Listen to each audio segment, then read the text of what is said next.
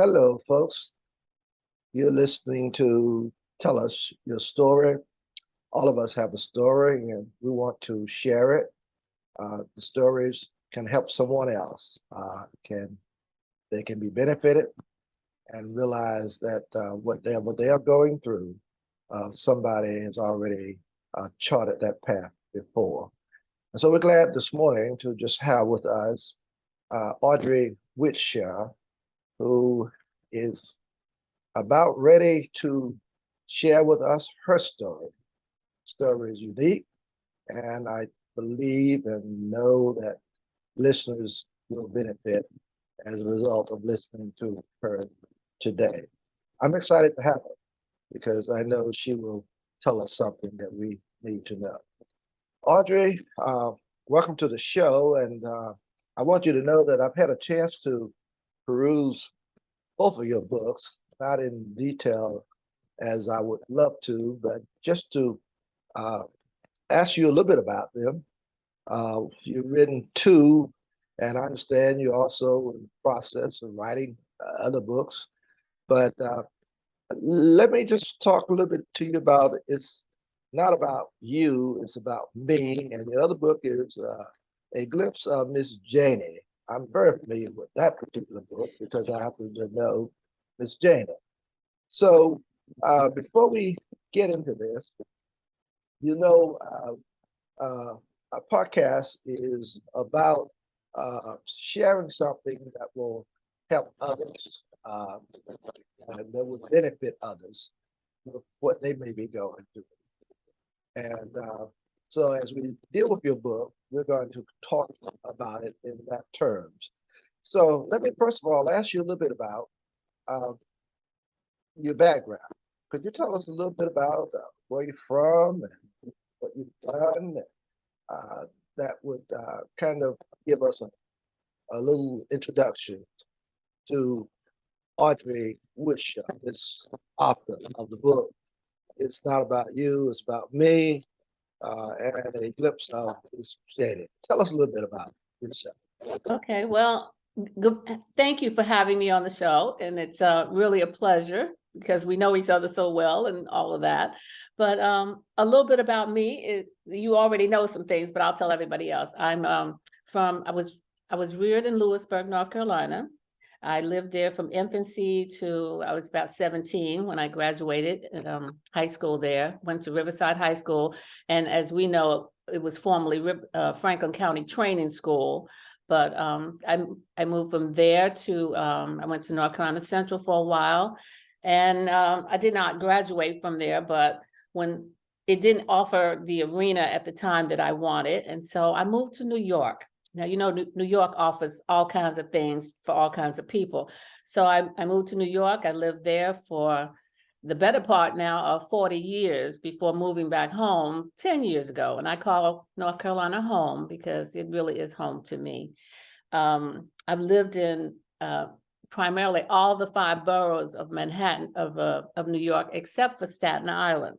Staten Island was just a little too much. It was a little too far. So it wasn't quite what was happening either at the time when I moved there. So I lived there. I've lived in England for 2 years, 2.5 years as a military wife. I have 2 children. I have a daughter, a son. I have 2 granddaughters. All of my children and 1 granddaughter are here in Durham with me. The other grand is in New Jersey. I'm also a Christian woman. I've done quite a lot of work in and out of churches for I'd say the last 30 years, 40 years. Not all of my life, but at least I've served in capacities as a church clerk. I've been a choir girl for 26 years. I've taught etiquette classes in church. I developed it, and it was basic stuff, you know, because I got tired of seeing children stab their food with their forks. And it's like, you need to know how to do this. So that was something I developed. I also have been Facebook administrator for both churches, both in New Jersey and here in North Carolina. And one of my other loves is photography. I'm an amateur photographer. I've done some parties and things to that effect. And as my kids say, I like to take pictures of blades of grass if it blows the right way. So I worked extensively in New York, various different large companies in secretarial work.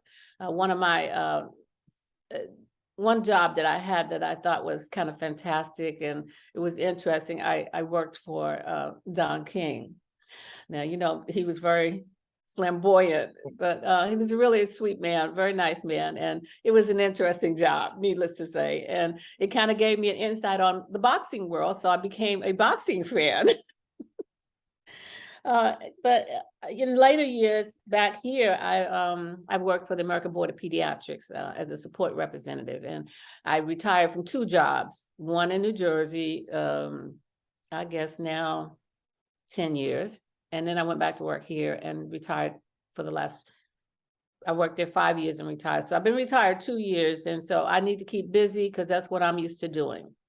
So that's the book things. All right, well, good to hear that. I know listeners would love to know a little bit about your background. I was also interested in hearing you talk about New York. And I told you, you don't know this, but I lived in New York during summers. My mother lived in New York for over 25 years. So I went there. Kindergarten in the Bronx. So Wow. I know a little bit about New York. I lived in the Bronx and Brooklyn most of the time that we were there. But I also hear you talking a little bit about your photography. What's some of the most exotic pictures you've taken? Just curious. Well, I take pictures. I have a love for trees. Everybody who knows me now, they know I love trees. I like old trees because old trees to me have character. And it's kind of like the human. You start as a baby and you're this perfect little baby when you're born. And then as you get older, things happen and you move on in life. And so trees do the same thing in my mind's eye. So I started taking pictures of old trees, things that don't have leaves on them anymore. They're just standing there. And it's like, okay. But it made me get into wanting to take pictures of old trees, old buildings. I have a friend who likes farm equipment. So I take a lot of farm equipment pictures. And it's like, people don't know what these things are. Younger folk look at you like, what is that? So, and the other thing too, I feel that if I don't take some pictures of all this old stuff, it will all fall down and will be no more. So at least we'll have pictures left. But I don't have anything exotic. I can't think of anything. I have taken quite a few nice pictures, but I can't have. There's no favorites. Okay, well, that's good. You just love taking pictures. I do. I should say. Well, that's great. I have more than 54,000 pictures in the cloud. Wow. Well, let me ask you a few questions about these two books. Okay. I kind of looked through them, but not in detail. So I think I know a little bit about what's going on. Your book, it's not about you, it's about me. Seem to talk a little bit about what you were going through when your mother became sick. Okay.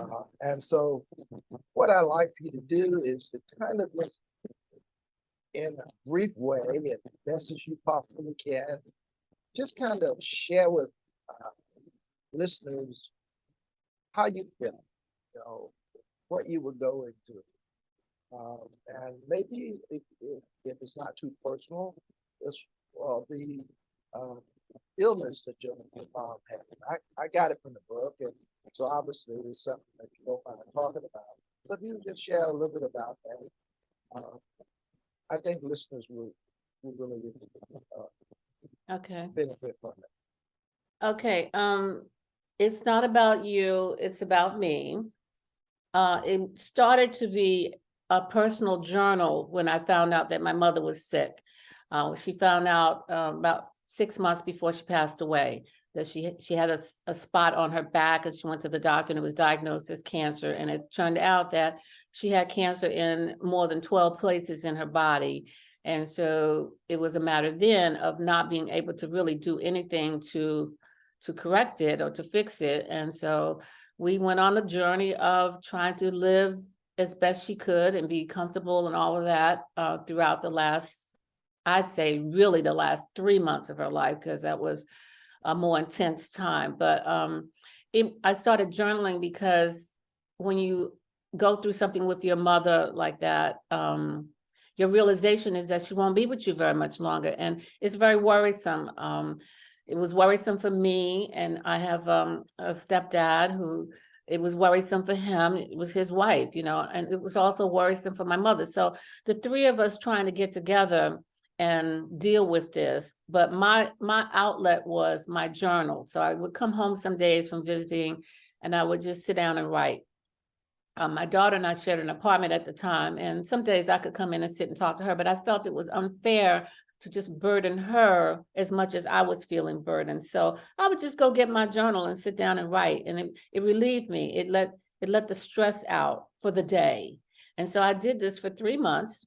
And of course, when she passed away, I was left with my journal. It's like I was left with the journal and all the things that we had been through. And one of my cousins, he's a minister, we were talking about it. And I said, well, I said, Mom is gone. I said, but I have my journal. He said, well, your mom can stay with you. She can keep living. He says, write a book about it, publish it. And I was like, you know what, that's not a bad idea. And then of course I had this dream in the back of my mind for a long time, that because I write short stories, which is the other book, but I had a mind to publish. And it's like, I'm going to publish this book. I'm going to have my first book. And it was for my mother. It was dedicated to her. And it keeps her alive for me in many ways. And it shares her with other people. It shares the experience with other people. It lets you know. And some people who have read it said, I could sign my name to this book. This was exactly, I went through something like this. So it lets you know that you're not by yourself. You're not alone. Other people have gone through it, and maybe they haven't. Maybe they're in the process. And if they read my book, maybe there's something in it that will give them some kind of inner strength to get through the ordeal. Okay. As I was looking through it, and especially the title, saying it's not about you, it's about me. Mm-hmm. I like for you to kind of share with listeners why you chose that title. Okay. It seems as if you were dealing with something in the midst of all of this that made you want to say it's not about you, it's about me. Okay, so just talk about that a little bit. So the title came because during the process, my mother was very instrumental in all of this. She was a very, very instrumental person in, well, I'm going to die, and this is what I want to happen. I want this to happen. I want that to happen. I want you to do this. I want you to do that. And some things that she wanted to do, in particular, she wanted to be cremated, and I'm not that person, but that was her wish. And so I was like, oh God, how am I going to do that? It's like, okay, fine. And many things that she wanted, I did not want, or perhaps Dad didn't want. And so people kept telling me, well, you know what? It's not about you. It's about her. It's not about you. It's about her. It's what she wants. Well, I'm an only child. And yeah, I felt like it was about me too. So that's why the title came, it's not about you now, this is about me. This whole thing was about me too, because I was going through something. She was going through something. My dad was going through something. And so that's where the title came from. People kept saying to me, it's not about you, it's about her. I was like, well, okay. So that was it. Oh, interesting. I thought it was so interesting to just look at the title. Mom is going through her illness. And hear you say it's not about you, it's about me. Mm-hmm. And so to hear you kind of explain how you got there is really eye-opening, because I think most people who would read that would be thinking, why is Mom going through something? And then she is saying it's not about you, it's about me. But to hear you talk about it the way you talked about it makes a lot of sense. I do understand that. And I know listeners will also understand that. So thank you so much for sharing that. I assume your mom eventually passed. Well, I'm reading it. How did you feel at that moment or after that moment? Was there a sense of relief? Was there a sense of sadness? Or what kind of emotions did you It go was, through? it was a relief because she was suffering really bad. And you have to come to terms with whether it's about you or it's about them. And it was about her. And I really did not want her to continue to live the way she was living. It wasn't a good quality of life for her. It's life. We say, oh, we don't want them to go, but what are they going to do when they stay here? And how are they going to live? And why should she suffer so I can be selfish and have her with me? So it was an ordeal because it's mom. You know, you're never in the world, you've never been in the world without your mother. And my mother and I were more like sisters because my grandmother raised me, and we were more like sisters. And so we talked every day, and it's like some days afterwards, it's like you pick up the phone, it's like, she's not there. And it's like you have to come to reckoning with that void that you feel, the absence thereof.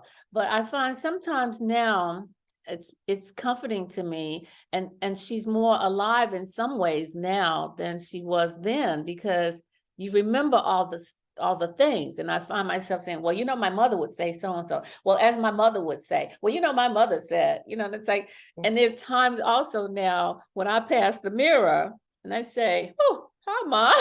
Because I feel like I look so much like her in some ways that, like, she's kind of in that mirror. But it takes time. She's been Okay. gone 5 years now, and it Mhm. takes time to get to a point where you can be comfortable with it all. Well, tell me this, and I do understand exactly your feelings. Tell me from your experiences and from these events in your life, uh, what would you say to someone else uh, that you feel would be benefited by what you have dealt with in terms of even dealing with your mom? Is there something that you could say to listeners? Mm-hmm. Yes. Tell listeners. What I can what I can say to listeners, and this may not be for everybody, but for me, as I said in the beginning, I'm a Christian woman. I believe in God.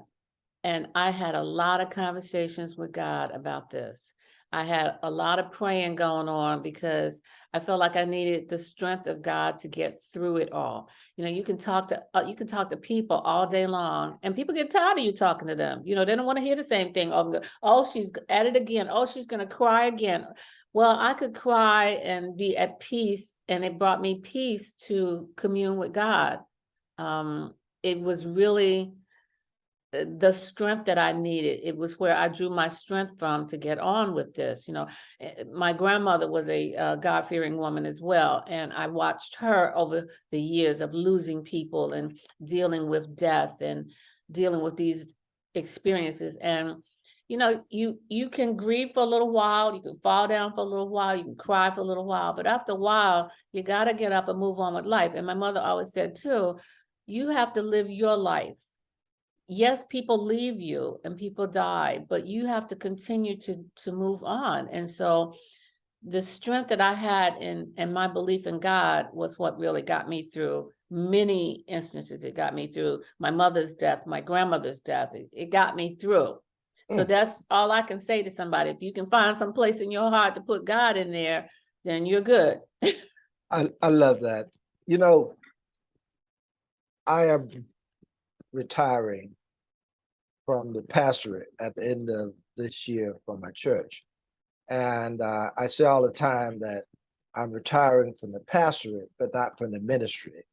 And part of what I'm doing, try to do, even with the podcast, is to still give folks some hope, is to still show them that faith can take them through a lot that they might be going through.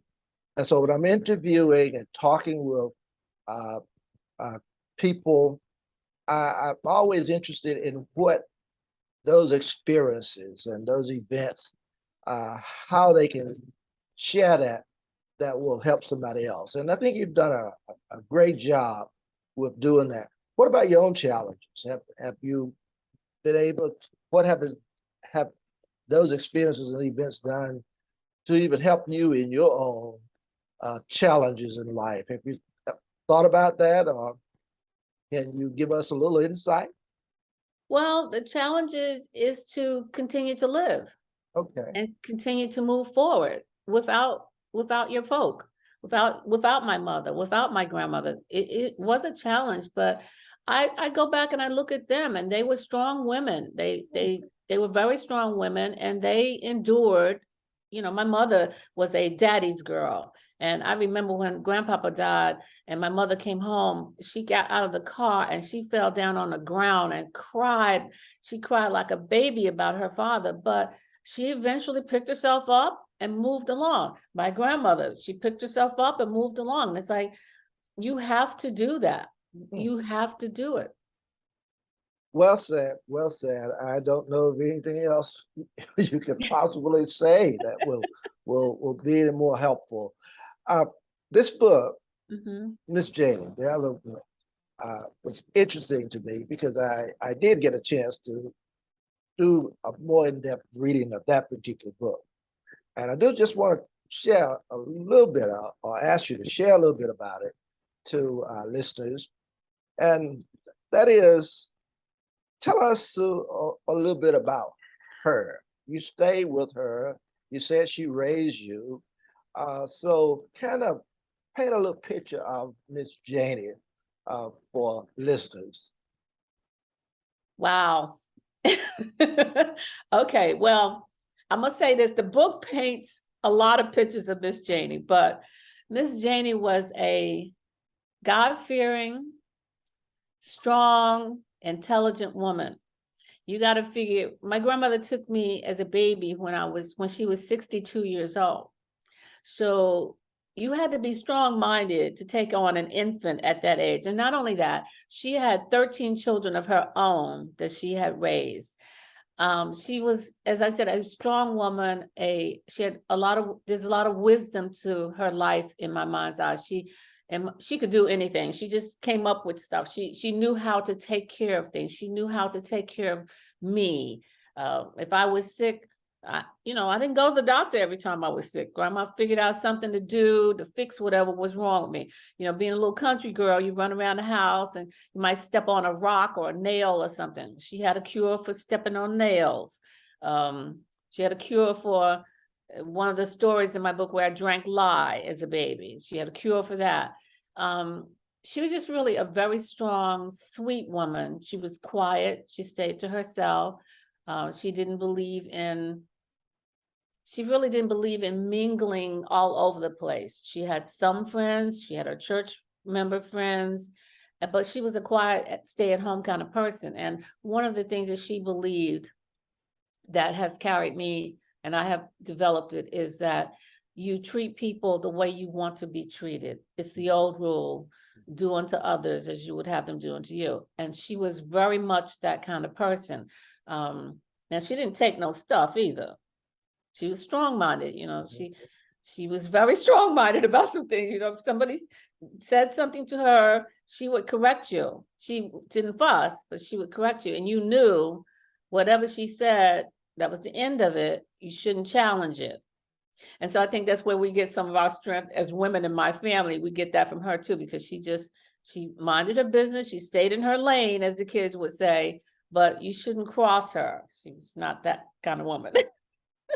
Did you take it that a lot of your Christian faith came a lot from her, and the strong commitment of church came from her? Do you Yes. sense a lot of that?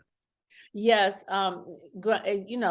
Back in the day, you went to church. You didn't have much else to do. You went to church on Sunday.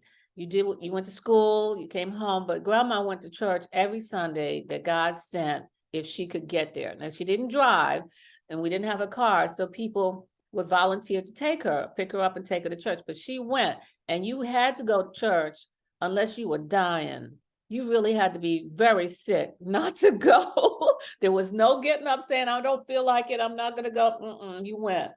And so, yes, I get a lot of my strength, my belief from what she believed. And it's like, for me, I just cannot believe that she felt as strong in her faith about God. I cannot believe that there isn't. And I cannot believe that there isn't a place that she went.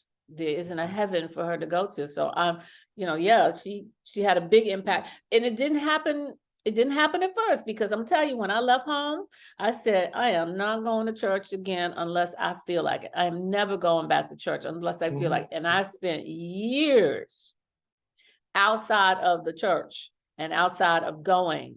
But that faith that she instilled in me as a child came back, and it came back to me, and it has been the thing now that has propelled me and moved me. And I tell young people, don't waste your time. Try God and see what happens. Don't wait so long to find out who he is. Don't waste your youth. Boy, what a fantastic story. And let me ask you one other question about the book, because I noticed that it is about stories of Miss Janie. What would you consider one of your favorite stories, or one that you just heard her say and really kind of knock you off your feet? What was one of those stories? My favorite story in the book, there's many stories, but my favorite story in the book is the snake bite story. My grandmother was bitten by a snake when she was 13 years old. And so at 13, back in those days, you didn't go to the doctor. There was no doctor, or better yet, the doctor was 20 miles from your house. And could you really afford to go? But when you were bitten by a snake, you didn't have a lot of time to go to the doctor. You had to do something right away. So in this story, her father has a cure for this. And his cure was to catch a chicken, cut his head off, split it down the middle, put that half on her ankle, wrap it in clean cloth, saturate it in kerosene, and make her, she drank a half a cup of whiskey. So all of this combination of the warmth from the chicken, the kerosene, the drawing effect of kerosene, and the flowing effect that makes your blood flow when you drink whiskey, all of that helped, and it pushed the poison out of her body into that piece of chicken, and she obviously lived from it. But grandma said she felt like she was going to die, because she said she'd never heard of anybody living from a snake bite, especially a moccasin. And so she decided she couldn't sleep that night. Plus she was drunk. The half a cup of whiskey made her drunk. And so she decided she was going to stay awake all night. And if she was going to die, she was going to see what death looked like. And so she stayed awake and she waited. And obviously she didn't die. But to hear her tell it, that somebody's waiting to see what death is going to look like. She had an image of, I guess, something, So that's kind of a favorite story. And it went around our family. At one of the family reunions, I met some cousins that I didn't know. And I read this story as one of the tributes. And the person said to me, she says, I knew this story all my life. She says, my father was the father that caught the chicken, and he told us about his sister being bitten by the snake. So this is kind of one of my favorite stories in the book. Beautiful. You have done great work with these two books, and I understand you're doing continue to write some more. Yes. Even done a play, I believe, from your Yes. auto. Those are some great things about you that I know listeners have enjoyed hearing. If somebody's interested in getting your book, how would they get these books? Okay. My books are not any place that you can press a button and get them, because I really wrote them. I wrote them, the last one, the stories, excuse me. I wrote it as a history for the family, just so that it would be in print. It could be obtained through me. If you email me, I can connect with you and do it and get it to you. I do plan to have it on some type of media place that you can order it. But but you know, Amazon, they do what they do. And so I do what I do. We understand. We understand. But anyway, I just wanted to make certain that if listeners who have heard your story and who have gone, know what you've gone through, uh, if they wanted to read some more about it, they know that they can at least contact you. And I will share this Mhm. in the link so that they will know how to get in contact with you to get Okay. your book. I want you to know how much we've enjoyed hearing from you today and sharing these interesting experiences and events. And so we're just so thankful that you have taken this moment to share uh, with us. And again, I want to say thank you. And I know listeners have appreciated all that you had to say today. I appreciate you having me, and I appreciate you sharing my work with everybody because, you know, it was fun for me to do, and I just want everybody to enjoy it. There you have it, Audrey Wiltshire. You loving sharing, hearing interesting stories of life experiences, how you can be helpful and benefit from others. Please listen to Hear About It podcast. You can also hear my story by purchasing my book, Healed by Me, Golden Opportunity Blown, and Healed by Me, 7 Addiction or 70 Vibration. Or you can get it from Amazon.com or my website, Healed by Me. For now, that's it. And thank you so very much for listening. God bless each of you.